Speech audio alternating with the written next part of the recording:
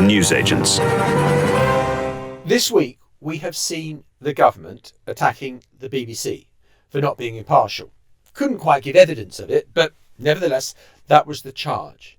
Today, a magazine article has been written by a former Guardian editor in which he says the BBC has been captured by the government and that the person who is adjudicating within the BBC what is impartial and what is not is someone who was knighted for his services to the Conservative Prime Minister. That person is Robbie Gibb, now Sir Robbie Gibb, who worked in Downing Street at Theresa May's side, who is now on the BBC's board of directors and is now telling BBC journalists what they should or shouldn't be writing. So has the BBC really been captured by the government? Welcome to the Newsagents.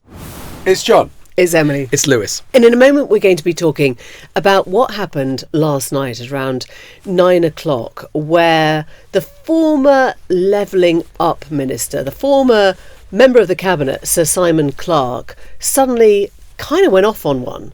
And in a piece for The Telegraph, which he submitted, we think earlier than he had intended, he basically called for Rishi Sunak to go and said that Rishi Sunak would take the Conservative Party to disaster and they had one last chance to fight it before the election came. We'll be discussing all that and what it might mean a little bit later.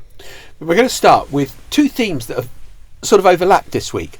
There has been Keir Starmer talking about the assault on national institutions, which we discussed on Monday's podcast, and Starmer was framing it in terms of the RNLI and the National Trust, but it also came on the same day that Lucy Frazer attacked the BBC over impartiality, another of the great cultural institutions. The evidence of bias is what audiences believe is the content of the BBC and but that's how perception, they... That's not evidence. That's perception. That is evidence. That is evidence. Impartiality is about perception of the things that are being broadcast by the BBC, and the evidence in relation to that perception is that perception and evidence are different things.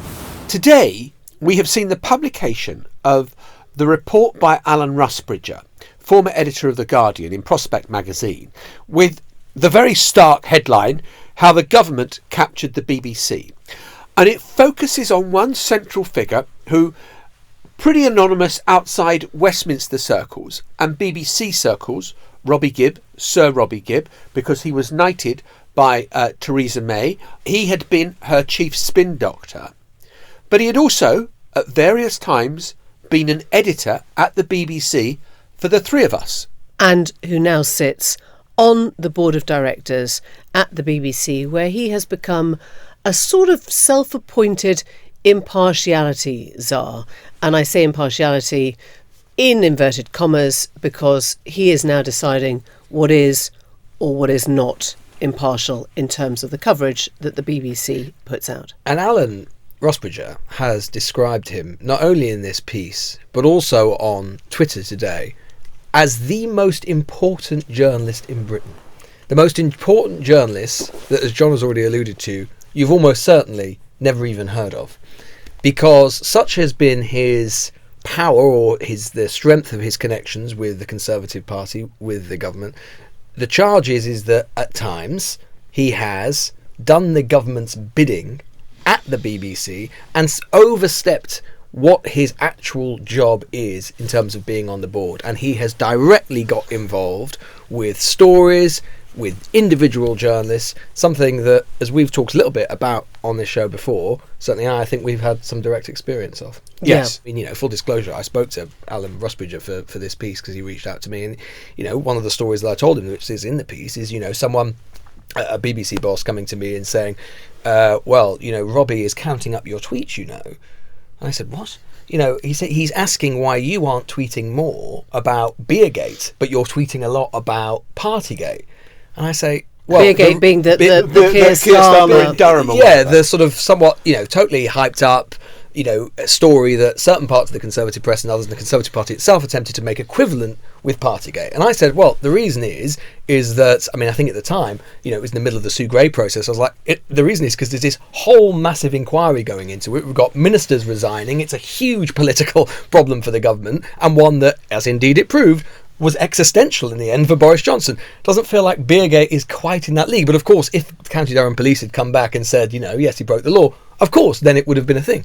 It wasn't. But even leaving that aside, as I said back to this boss, I said, what on earth has it got to do with Robbie Gibb, how much I'm tweeting about anything? If you've got a problem with it, fine. Or one in BBC News has got a problem with it, fine. We can have that discussion. It is completely inappropriate for Robbie to be doing it. I said, so why aren't you pushing back at him? And the answer was, well, I just think we just want you to be a bit careful, know that he's watching. That was completely inappropriate at that time. And I still worry about similar things happening today. We've all got our own Robbie Gibb stories, and it's kind of important to put it in that kind of context.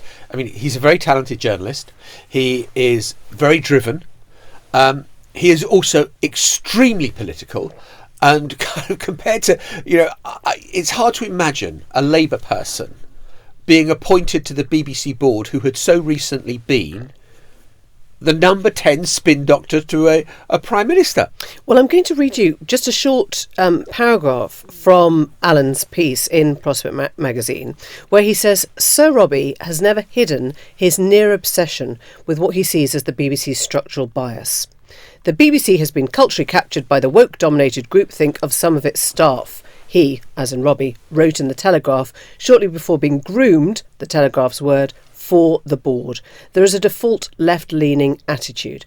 So I think that gets you part of the way to understanding what Robbie Gibb thinks his role is. And there is kind of zealotry in it. And I think there is also a sort of well-meaning to it, which is he thinks that the BBC is getting itself in the wrong place and he is the Messiah, the saviour, here to correct it. Two problems with that. One, as discussed, is the BBC in the wrong place for where the country is? That's a very big discussion, and one probably we can't have here.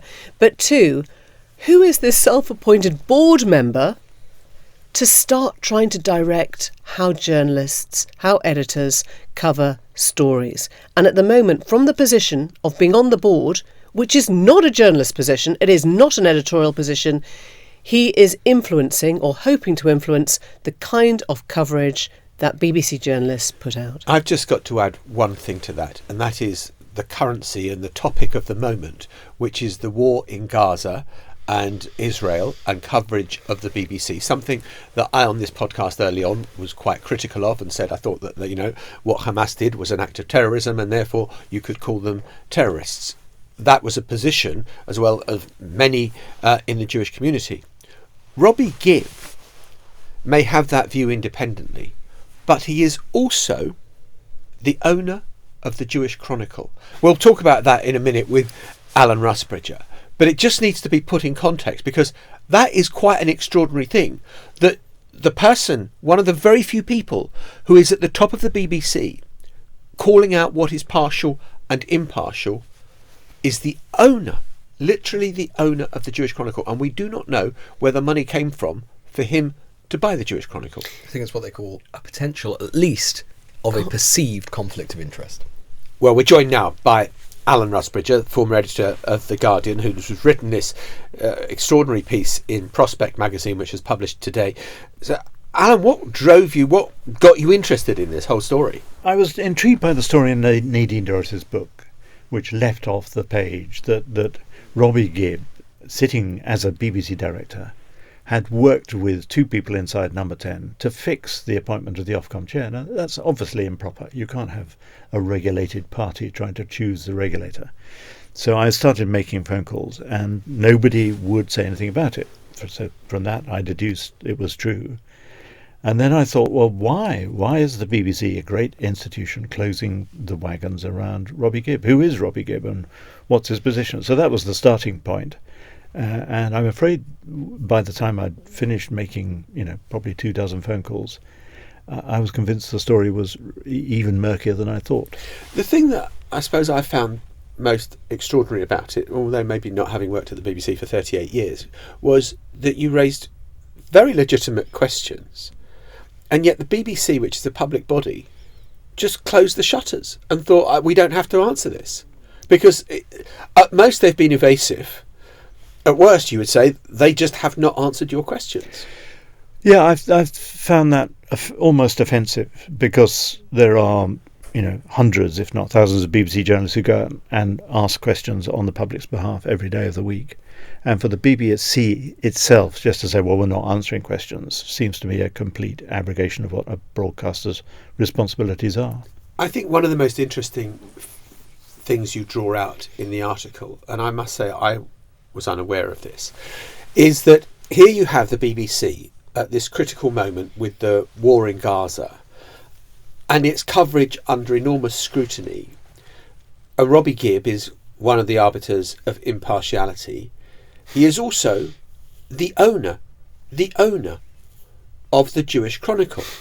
Now, I have problems. Jaw-dropping, isn't it? I mean, I have problems at times with the BBC's coverage over Israel and Gaza, and think that, maybe too much this or too much that. But the idea that the owner of the Jewish Chronicle could be judging that seems to me extraordinary. I think it's really problematic, because the Jewish Chronicle is not neutral on the BBC. It led a campaign to have a parliamentary inquiry into the BBC's coverage of Israel and anti-Semitism, and has been the current editor has been absolutely scathing about the BBC. So again, which is fine for the Jewish Chronicle to be that. Of course it is. Independently. But it's asking superhuman belief in your own impartiality to believe, well, I can leave all that at the door because I'm now going to critique the BBC's coverage. And there was a further twist in this tale when I went to the Commissioner for Public Appointments, a man called William Shawcross, and said, you really ought to be looking at this story, which no one has denied, that Gibb tried to fix the chairmanship of Ofcom. And then, lo and behold, William Shawcross was part of Robbie Gibb's bid to buy the Chronicle, the Jewish Chronicle. So it's one of these stories. There's a diagram in this piece in which everybody is connected to everybody else, and nobody is accountable. It is an extraordinary sort of flowchart, which has Robbie Gibb at the centre and all the bodies that are involved in the setting of editorial guidelines, or the commissioning of programmes, or the commissioning of public appointments around it. It is quite breathtaking, actually, to understand how the web works. Now, I guess the thing that would be thrown back at you on this is people will say, well, all the appointments end up being political, and I think the one that's often used is, Gavin Davis was a Labour supporter and he was chairman of the BBC, and isn't that just how sort of cronyism in these sorts of jobs and quangos works? But Gavin Davis was a very different kind of person. I mean, he wasn't the spin doctor for the Prime Minister. I think most people would not know what his politics were, and there was no evidence that he ever tried to bring that to bear. I mean, what's at the heart of this is we think of the BBC as an independent broadcaster. It's not a state broadcaster, and we've just seen in Poland a big dust-up over the control of the state broadcaster. And the last thing you want, and I'm sure most Tories would agree with this, because we're likely to have a Labour government, and God forbid the Labour government should do what the Tories have just done. And yet we discovered that Robbie Gibb was appointed by the government. Many people may not know that BBC directors were appointed by the government. So who appointed him? Well, this man called Dougie Smith, who, when I rang Downing Street, said, well, we don't answer for him. You have to go to Tory Central Office. I went to Tory Central Office. They said, well, we don't answer for him. He appears on no lists. And yet he's the man making these appointments. And he's the man who, with Robbie Gibb, tried to fix the guy who runs the regulator. Now, we think the regulator is independent as well. So you see how this attempt of capture by the state of not only the broadcaster, but the people who regulate the broadcaster, that is something which is completely new in this country. Alan, thank you so much. Fascinating. Yeah. Thank you. Good. Thank you. It really is a set of extraordinary allegations. And one of the things that I asked Alan about there was the kind of lack of answers that came from the BBC to a very legitimate journalistic inquiry. And it's very hard not to look at the yawning chasm that there is between the BBC's response through the corporate affairs department, or wherever it is, the press office, or whoever is making these judgments, and the news division, where Deborah Turness, the chief executive of BBC News, who took over about a year ago at the BBC, saying that one of the things that we have to show is transparency, show our workings, show how we come about getting a story and how we put it on air. So this was Deborah Turness when she just started at the BBC. Some of you in the room will have heard me talk about, my belief and passion around the issue of transparency. For years, I've now been talking about it as part of the solution to the challenge we have around trust. The journalism itself is good and true, but it's about how we're delivering it. So for me, audiences live in a chaotic world, and what we need to do is to say to our audience, look, here's all the stuff you don't get to see. We are working day and night. We want to pull back the curtain on the valuable work we do behind the scenes, so you understand that we are here to deliver the gold standard in journalism globally. The BBC is proud to have those editorial guidelines. So an admirable kind of intent from the woman who's now the head of news. And yet what happens when journalists go asking questions about how decisions are made in the BBC structure as a whole? Why wouldn't that apply to how the organisation sees its commitment actually to transparency more widely? And this has become more important because, as Rusbridger correctly says in the piece, it is now perhaps little appreciated, and it should be appreciated more, that the government, the state, now appoints, if you include the BBC chair, more than a third of the BBC board. And that is more than it used to be in terms of it being direct. And of course, that is where the Gibb thing comes in, which is that it is not of the BBC's making or design that Gibb is there. It is not of the BBC's making or design that Gibb is overstepping the mark, and there is ample evidence that has been the case, both something I've directly experienced, talked about before, but also there's been now well documented, included by Rusbridger in this, trying to agitate against internal BBC appointments, getting involved in direct stories, going to address, as he did not so long ago, the BBC Newsnight, and basically expressing his dislike for individual stories and saying it shouldn't have been framed that way, appointing himself, as Emily has said, as this kind of individual arbiter of impartiality. All of that is Gibbs doing, but it is up to the BBC how they control and manage it. And certainly in my view, my direct experience, too often, particularly in those early years those years of the Johnson government when it was at its most powerful, and when the BBC, I think, was most scared of it, they didn't do nearly enough to stand up to him and stand up to them. So I think if you go back to the beginning, which was Lucy Frazer saying the BBC has an impartiality problem, and not being able really to name more than one instance or example of what she meant, we could throw in at this point Hugh Merriman, who was asked the next day if he agreed with the Culture Secretary, and all he managed to point to was on a news quiz. I was listening to the news quiz, which is on Radio 4 at 6:30 on Friday. I was driving from my constituency office to home. For 10 minutes, all I heard, and it's satirical, it was just diatribe against Conservatives, not the government.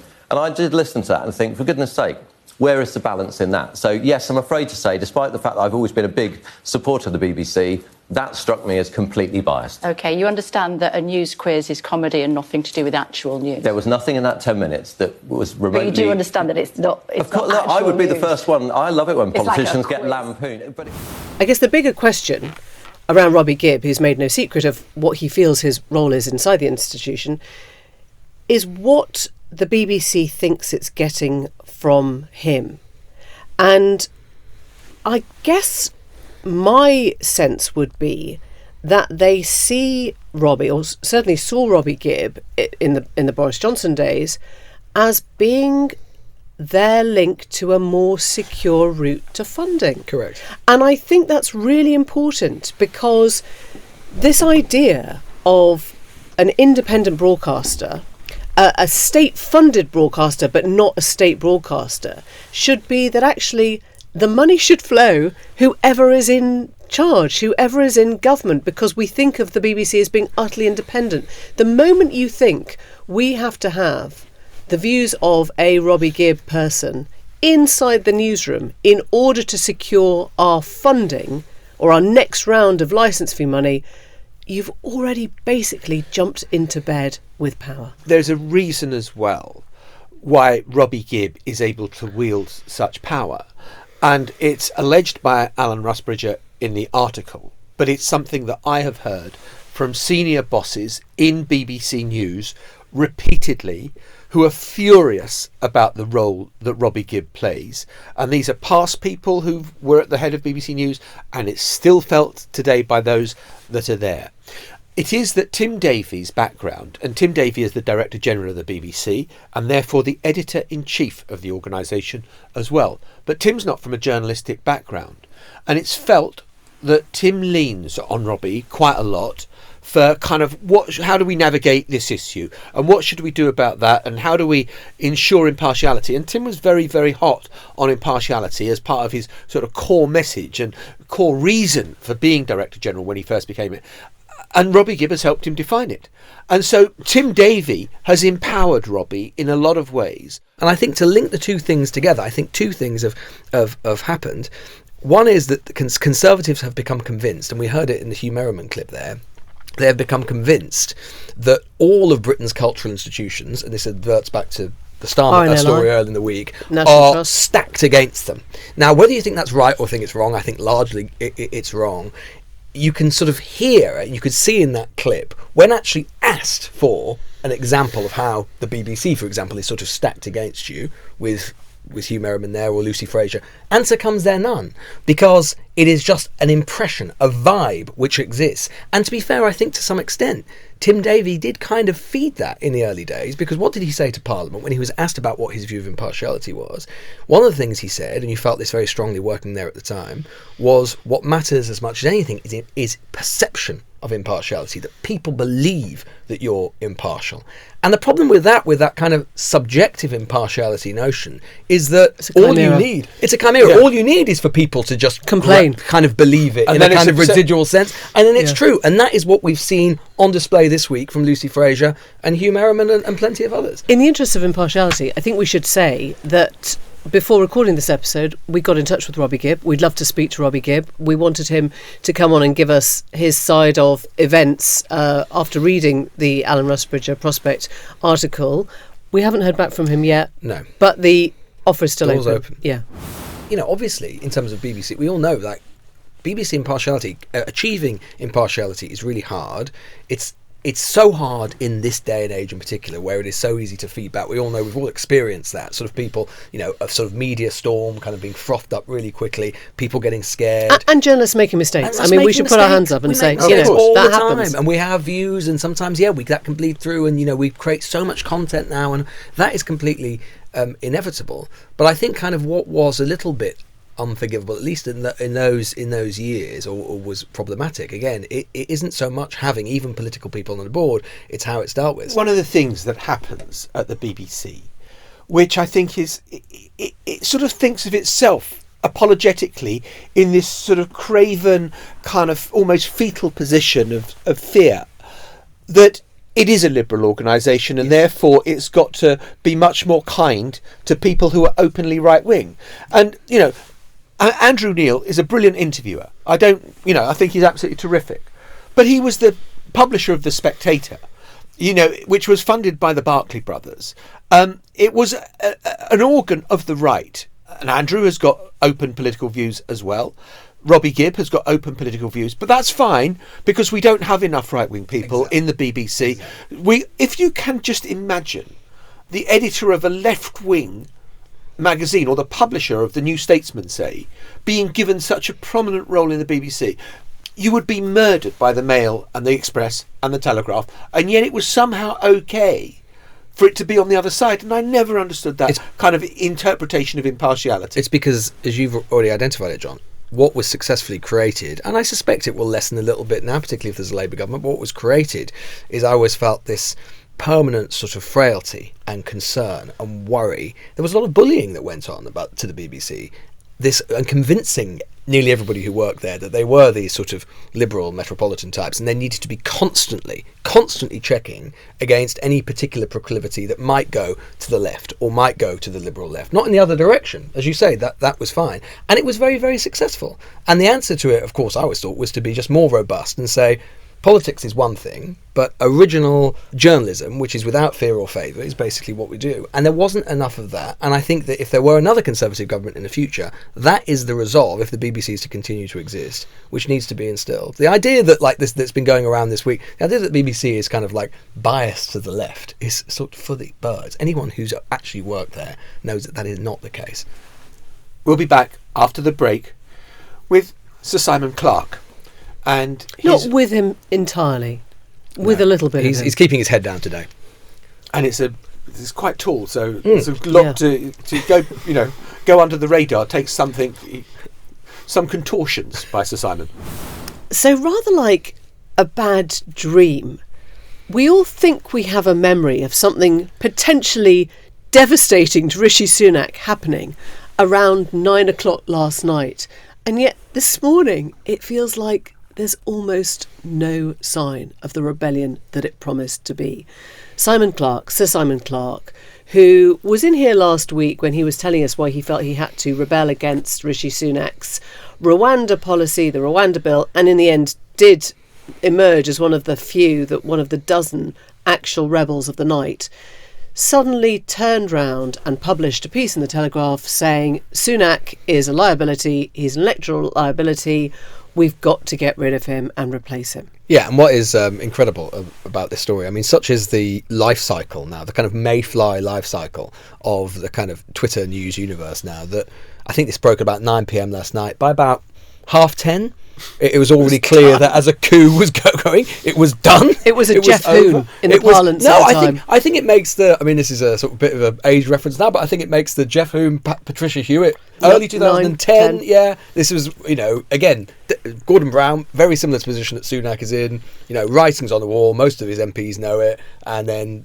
former cabinet ministers then try and get rid of him. It's sort of something must be done. Yeah, isn't it? It's put down. But actually, that was almost sort of masterful by comparison to this, which has already fizzled out. I mean, the reaction to it. I mean, some of the reaction to it, John. I think you are single-handedly with your swearing, kind of actually why are you blaming debasing me? The British political discourse. Well, this is some of the reaction from some Tory MPs going around the lobby in the last 12 hours or so. Nuclear Minister Andrew Bowie has WhatsApped the Tory WhatsApp group saying that we all need to get a grip. Andrew Percy, Tory MP, said FFS. Priti Patel has called it facile and divisive, someone that you would have actually thought might be on side, Priti Patel. David Davis said it's silly. Tory MP told Playbook this morning that Clarke is a self-indulgent top. And my personal favourite, this one, someone telling an ITV journalist, I'm afraid that Clarke is part of the self-flating SFCS tendency in the Conservative Party. That's sort of Bannon language, isn't it? That's Bannon language, exactly. Yeah. That is quite something. But somehow, actually, the worst of all those is still silly. Silly. Because silly, for a very tall man, just makes it sound pitiful. It's all a bit silly, it's like, isn't it? Stop it. It's a bit silly. I suppose the thing we don't know, or maybe we do from those WhatsApps, is, there were 60 Tories who rebelled against the government's Rwanda policy and the amendments not being tough enough last week. It only takes 53 to force a leadership contest if every one of them submitted a letter to the Chief Whip and said, we need a new Conservative Party leader, and then there'd be a confidence vote. There is clearly a sense that Rishi Sunak is not doing well. There is clearly unease. I mean, maybe this is just the first shot fired, and we don't know what will come of it in a week, 2 weeks, 6 weeks' time if the polls don't change, if Rishi Sunak remains languishing as he does, in the low 20s. So I think this is damaging for Sunak in a sense that Clarke is saying, even though he may be a pretty much a lone voice at the moment, yes, he's being abused by other Conservative MPs. It's going to make it particularly awkward. They're doing the Conservative Party family group photograph of MPs tonight. So who's standing next to Clarke? A poor guy. Well, the one person who won't be standing next to is Rishi Sunak. Well, because presumably not. Simon Clarke at 6'7". You can't get them in the same photo. 6'7", and Rishi Sunak not quite 6'7". It will be. I mean, he's going to try and keep his head down. But I do think one of the interesting spots that was on Twitter was somebody who'd pointed out that in the Simon Clarke article for The Telegraph, he began with the words "in January." Now, we are still in January. Therefore, if you were writing an article about this month, you would just say earlier this month or last week. It gave the impression that Simon Clarke had gone early on something that he had probably been saving in his arsenal until at least February. So the question is why? What was it? Was it the launch that we talked about on the Monday show of popcorn, whatever, the Liz Truss thing, Popular Conservative? Is Never it has a group been more about the ironically poll? named. Because it also ties into this whole YouGov poll, Yes. which we now know was sort of breathed into life by David Frost, the former Brexit negotiator, which we understand was paid for by Lord Ashcroft, a massive Conservative donor. Was there something rumbling in the wings between these two polls that made Simon Clarke think, it's now or never, got to do it now? There is no doubt that there is something coming for Sunak, in the sense that there are forces at work within the Conservative Party and in the wider kind of infrastructure of conservatism in the country. Look at what's happening in the Telegraph constantly scathing Sunak, against Sunak all of the time. We see all of these polls that are being mysteriously commissioned by, sometimes we know who it is, sometimes we don't know who is funding it. The poll you're referring to, which I think is unbelievable, is it says, it first of all gives you, if Rishi Sunak is Prime Minister, remains Prime Minister, how will he do against Keir Starmer? Yeah. And you see the kind of map of Great Britain going red, and the Tories kind of got Wipeout. 5 seats left, and it's a total wipeout. And then you can play again. Well, let's put someone else in, but in the small print of it, they say, and we've fixed the NHS and we've stopped illegal immigration. And they don't inflation name has the other come person down, that's come in. And the streets are lined with Even gold. then, they don't win all the seats. Even then. But surprise, surprise, they do way, way better. Yeah. And it's just, you think, my God. Would you like Keir Starmer or to be a millionaire? Would you like Keir Starmer or to have a pony? Would you like Keir Starmer or a massive house? It was a poll that actually made no sense at all in the asking of it, because it didn't actually define what against what. But what it underlined was the extent to which the Daily Tory graph, the Daily Telegraph, has become a vehicle that is firmly opposed to Rishi Sunak and wants him gone. Oh, it's been radicalised in all sorts of ways, the Telegraph, and it is extraordinary to see someone who I think, even a few years ago would have probably been almost their kind of ideal candidate, now gunning for him on a kind of daily basis. But it is bad. I do think it is bad for him in one sense, which is that Clarke, for all of that he's been attacked by even people who you might imagine might be on his side, like Priti Patel. And Liz Truss, who's actually in this popcorn thing. Yes, but he is saying what a lot of Conservative MPs are thinking, which is that if something doesn't change dramatically, we are going to lose. I mean, the thought behind that, to be honest, is probably almost no matter what they do now, probably they're going to lose. And there is an element of trying to control how badly they lose. But if something doesn't change, and there's an element behind Clarke's thinking, which is kind of undeniable, which is if we just keep going in this direction, no matter what we do, we're going to face disaster. So why not roll the dice? People say it would be preposterous and ridiculous for us to have another change of leader. It would.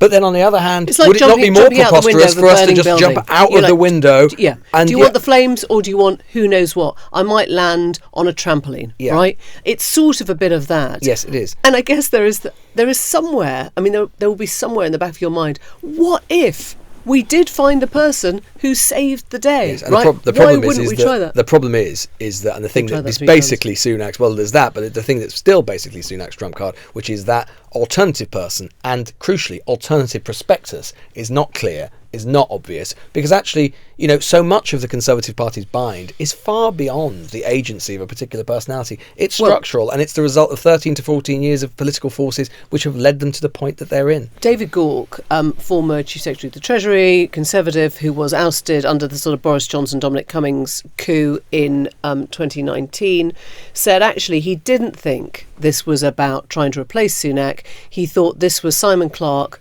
shouting Sunak's name so that the blame could be firmly pinned on him when they lost. Now, I don't know how far that gets you or, whether it arrives at the right place, but he thought it was about signalling that this would all be Sunak's fault. Just a postscript to it, which is that all politics is personal. All.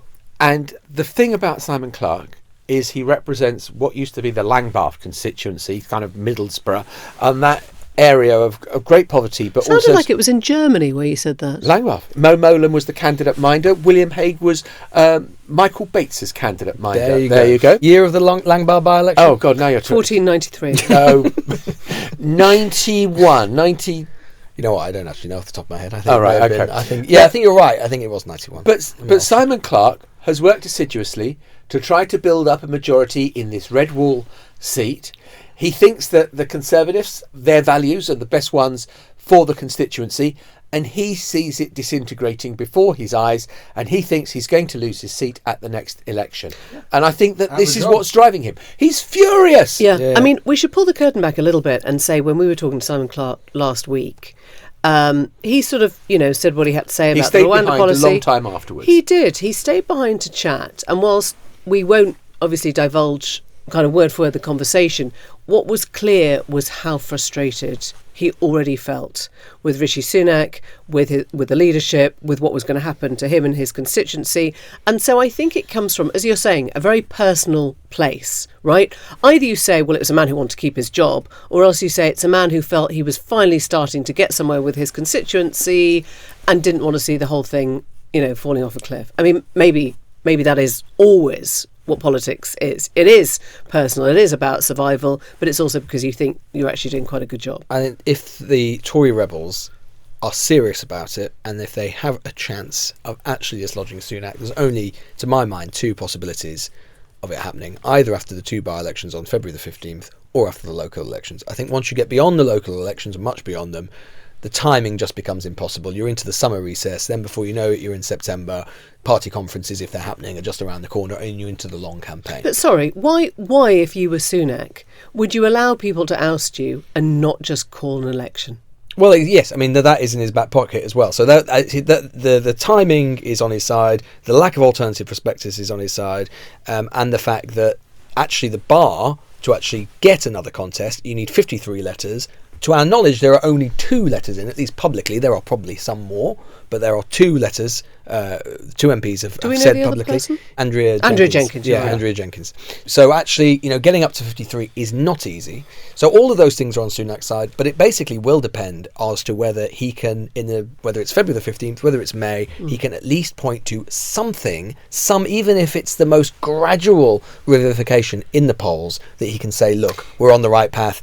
Don't disrupt it, don't destroy it now. And I think if you're expecting to have an absolute cracker of a Prime Minister's questions, as we were earlier, the opposite seemed to happen. Do you think I think it was that bad? I thought it was terrible. I thought really? that Keir Starmer, there was almost nothing left for Starmer to say. Yeah. Well, I'm all up for a bit of third-rate political knockabout. kind of third-rate political podcasting. Yeah, exactly. Yeah. No, I thought what was funny was that Keir Starmer actually didn't have any material, because the Conservatives had kind of done it all for him. It was a very weird thing. Well, sometimes it's hard to take the piss out of something which is too ridiculous for words. As we find on a daily basis. Lewis, your mother is going to be speaking to you about Well, it's because I'm hanging around you too long. We'll be back after the break. So how long were you up for last night, Emily? Well, I had rather a lovely evening, actually. Did you? You and Jake Tapper? Do you know what? It wasn't long enough. I mean, they have no stamina, these Americans. Yeah, that's true. They don't. No. It was all over by about 1:30. Yeah, that's when I went to bed. Dave Wasserman, we're talking about the New Hampshire primary, just in case you thought we were having a really fun, you weren't fun actually sociable meeting up night. with Jake wasn't Tapper from CNN. out. Well, No. obviously I wasn't doing anything remotely sociable. But we were sort of keeping an eye, a rather frenzied eye, on the New Hampshire primary results, which was kind of over before it started. Dave Wasserman, I noticed, who is the guy. He's almost like Curtis. He's the guy that just calls it 4 minutes after the polls he said, closed. I've seen enough. You've seen enough to go on for 4 minutes. Stop it. And it honestly, it was like a magician who just kind of goes, I'll show you how it's done. Here you go. Bam. Yeah, they need to build it up. And it was over. But Nikki Haley did a bit better than maybe some of the polls had indicated. And she managed to get right under Donald Trump's skin by essentially saying he's a senile old fool. And, Donald Trump in Iowa was saying, oh, let's all hold hands, let's all love each other. It's amazing. Let's come together. And that didn't last last night in New Hampshire, where Donald Trump was furious, but it looks like it's over. I mean, there couldn't be better terrain than New Hampshire for her. I mean, there couldn't. And where's it going to get better? I mean, even in our home state of South Carolina, not going to get any I think better to coin a tune, things can only get worse. Well, quite so. But we've done a whole bonus episode for you. Well, a special episode. Well, a lovely episode anyway on the New Hampshire primary. Special, lovely bonus episode from the I news think agency. let's just call it a lovely Okay, episode. we've just done our work. Literally, we just did our work today. And it's on the US feed. News Was Agents this a lovely USA. episode? Yeah, this was quite a lovely episode. Quite a lovely episode, right? Okay, yeah. Stop being so silly. No, yes, I know. Yeah, We'll see you tomorrow. self-flating again. Please. We'll see you tomorrow. Bye-bye. Bye. Bye-bye. The News Agents. This is a Global Player original podcast.